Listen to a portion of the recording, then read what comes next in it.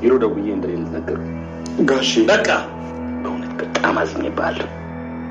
እስኪ በትክክል ንገረኝ፣ አባቴ የፈጸመው ወንጀል ምንድን ነው? ላይኩን አንቺ ዝም በይ። እያናገርኩ ያለሁት እሱ አባቴ ለእኔ ሲል ነው እስር ቤት የገባው ብለህ እያሞኘኝ ነበር አይደለ? ሁሉም ነገር እውነት ነበር። አባቴ በእኔ ምክንያት ነው የታሰረው። ለዛውም እኔ በሰራሁት ወንጀል። ከዚህ በኋላ ምንም አይቀረኝም።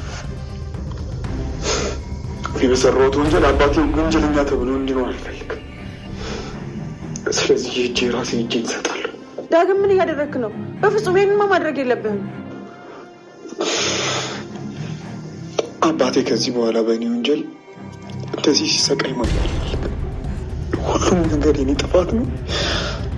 ሁሉም ነገር ደግሞ ነው እወጣዋለሁ። ዳግም አይሆንም። እባክህ ላይኩን አንድ ነገር በለው። ይሄን ልጅ የተራገም ኩሻ እንዴት ጮኛለ ተባልኩ ክራለ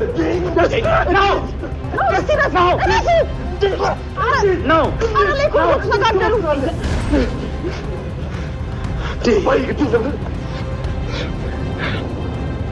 ሰላም ክብራትና ክብራት ውድ የቻናላችን ተመልካቾች እንደምቆያችሁልን የዛሬውን የኑሃሚ ክፍል 46 እንዴት ተመለከታችሁት?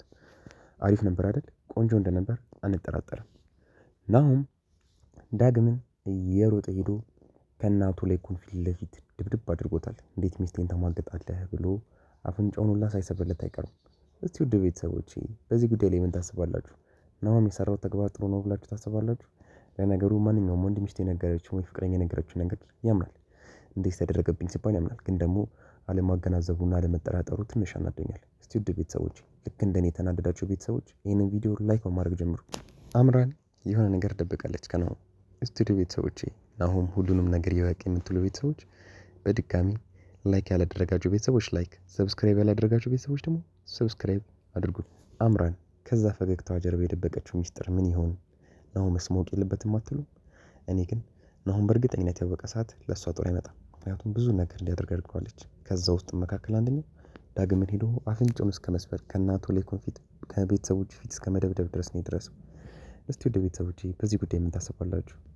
ኑሃሚን ክፍል 147 ሲለቀቅ በዚህ በቻናላችን በኢትዮጵያ ሚዲያ ስለምለቅላችሁ ይህንን ቻናል ሰብስክራይብ በማድረግ ቤተሰብ መሆናችሁን በፍጹም እንዳትረሱ። እናመሰግናለን።